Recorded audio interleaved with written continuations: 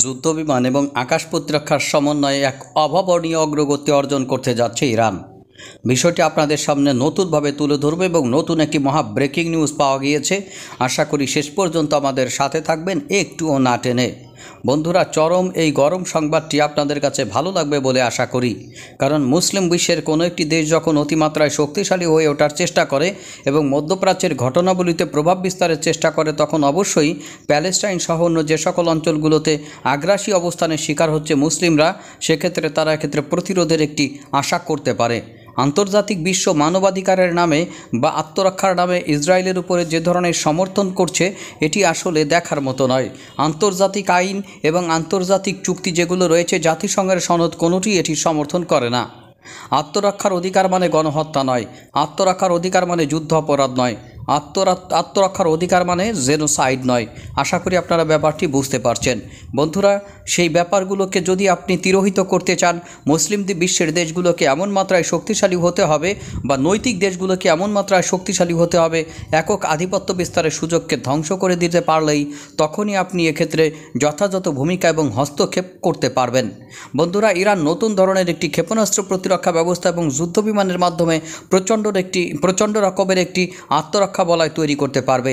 আর এক্ষেত্রে মহা breaking news এবং নতুন সংবাদ হলো, রাশিয়ার কাছ থেকে ইরান 24টি নয় 44টির মতো সু-35 এসি যুদ্ধ বিমান পাচ্ছে। আর এই 44টি যুদ্ধ বিমানের মাধ্যমে সে প্রাথমিক পর্যায়ে বড় ধরনের একটি শিল্ড তৈরি করতে পারবে। এই 44টি যুদ্ধ বিমানের পাশাপাশি S-400 ক্ষেপণাস্ত্র প্রতিরক্ষা ব্যবস্থাও সম্ভবত ইরান ইনস্টল করতে পারে।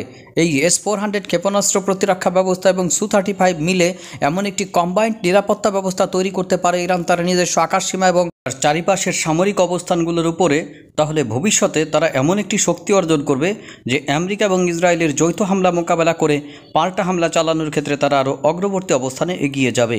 এটি ইসরায়েলকে পুরোপুরি ডিটারেন্স করে দেবে এবং ইসরায়েল ইচ্ছামতো তার কার্যক্রমগুলোর পরিচালনা করতে পারবে না।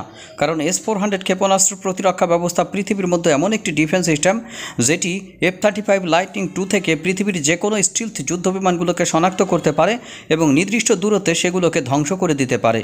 আর এগুলোকে টার্গেটে রূপান্তরিত করার মাধ্যমে ইরান হয়তো ভবিষ্যতে S-400 রাশিয়ার সাথে যৌথভাবে উৎপাদনে যেতে পারে। আর সেটি যদি তারা ভবিষ্যতে করতে সক্ষম হয়, সেটি মারাত্মকভাবে ইরানের আকাশ প্রতিরক্ষা ব্যবস্থা এবং প্রতিরক্ষা সক্ষমতাকে বৃদ্ধির ক্ষেত্রে গুরুত্বপূর্ণভাবে কাজ দেবে, এ বিষয়ে কোনো সন্দেহ নেই। বন্ধুরা, দুর্দান্ত এই ধরনের ভিডিওগুলো যদি আপনারা দেশ এবং বিদেশ থেকে পেতে চান, অবশ্যই আমাদের চ্যানেলটি সাবস্ক্রাইব করে পাশে থাকা বেল আইকনটি চেপে দেবেন। তাহলে যখনই আমরা নতুন কোনো ভিডিও আপনাদের উদ্দেশ্যে আপলোড করব, আপনারা রিমাইন্ডার পেয়ে যাবেন। বর্তমান বিশ্ব ব্যবস্থায় একটি মধ্যপ্রাচ্য ভিত্তিক আগুনে অবস্থা বিরাজ করছে, আর এর জন্য কয়েকটি দেশ খুব ভালোভাবে দায়ী। বন্ধুরা, প্রথমত কোন দেশটি দায়ী সেটি বলার জন্য আপনাদের খুব বেশি কিছু বুঝিয়ে বলতে হবে না। আমি অনেক সময় বলেছি যে যুদ্ধরত অবস্থায় যদি সারা পৃথিবীতে শান্তির সুবাতাস বয়ে যায়, তাহলে বৃহত্তর মাল্টিন্যাশনাল কোম্পানিগুলোর অস্ত্র ব্যবসার 12টা বেজে যাবে। যদি রাশিয়া ইউক্রেন যুদ্ধ না থাকতো, তাহলে লকহিড মার্টিন, আপনার নাভিস্তার ডিফেন্স, নর্থরূপ গ্রুপেন, জেনারেল মোটরস এবং আরও যে সকল শীর্ষস্থানীয় মার্কিন অস্ত্র নির্মাতা কোম্পানিগুলো রয়েছে, তাদের আপনার মুনাফার রেকর্ড এভাবে ছাড়িয়ে যেত না।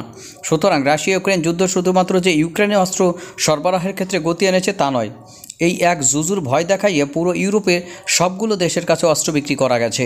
আবার মধ্যপ্রাচ্যের যে সকল অবস্থান তৈরি হচ্ছে এখন, শুধুমাত্র অনুদান যদি আমি দেই $10 কোটি, আমার অস্ত্র বিক্রি হয় আপনার $200 কোটি। সুতরাং আপনি অনুদান শুধু চোখে পাবেন, চোখে দেখবেন, কিন্তু অস্ত্র ক্রয়ের ব্যাপারটি আপনার কানে পৌঁছাবে না। ব্যাপারটি বুঝতে হলে ভিডিওটি শেষ পর্যন্ত দেখতে হবে। বন্ধুরা, দুর্দান্ত একটি বিষয় আপনাদের সাথে শেয়ার করব, যেগুলো আসলে আপনি অবাক হবেন।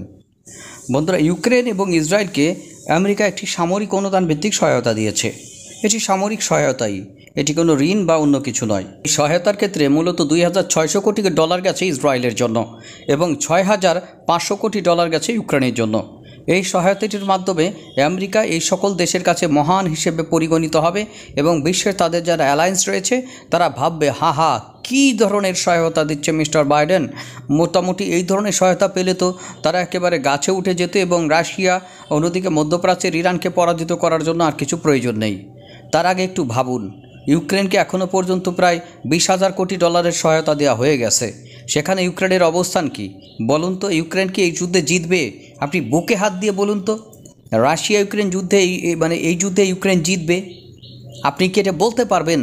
আপনার এটা বলার সক্ষমতা নাই। আপনি যদি একটি সামরিক বিশ্লেষক হিসেবে বা সামরিক বিষয় সম্পর্কে জেনে থাকেন বা সামরিক বিষয় সম্পর্কে জানার কোনো প্রয়োজন নাই। আপনি অতি সম্প্রতি যুদ্ধের যে ঘটনাবলী বা যুদ্ধের খবরটি যদি জানেন, তাহলে আপনি হয়তো বুকে হাত দিয়ে বলতে পারবেন না এই যুদ্ধের ইউক্রেন জিতবে। আপনার এই যুদ্ধে ইউক্রেন জেতার আপাতত কোনো সম্ভাবনাই নাই আমার কাছে। এটা আমার ব্যক্তিগত মতামত। সুতরাং ইউক্রেনকে টিকিয়ে রাখার জন্য এই সহায়তাটি মূলত কাজ করবে। কিভাবে কাজ করবে আপনাদের বলি। ইউক্রেন তাতেও টিকবে কিনা সেটি নিয়ে যথেষ্ট সন্দেহ আছে। সেটি নিয়ে আমি পরের ভিডিওতে আপনাদের সাথে আলোচনা করব। বর্তমানে এই গত কয়েক মাসের মধ্যে প্রায় 600 বর্গ কিলোমিটার এলাকা হারিয়েছে ইউক্রেন। আর এভাবে চলতে থাকলে আস্তে আস্তে ইউক্রেন কিয়েভ সহ হারাবে। তখন রাশিয়ার কাছ থেকে উদ্ধার করা চারটিখানি কথা হবে না। বন্ধুরা, একটি পাল্টা আক্রমণের কাহিনী শুনিয়েছিলেন মিস্টার ভলোদিমির জেলেনস্কি 2023 সালে, আপনাদের মনে আছে? তিনি বলেছিলেন ডিসেম্বরের মধ্যে সকল রুশ সেনাদের তাদের দেশে ফেরত পাঠানো হবে এবং চরম আঘাতের মাধ্যমে এই ব্যাপারগুলো করা হবে।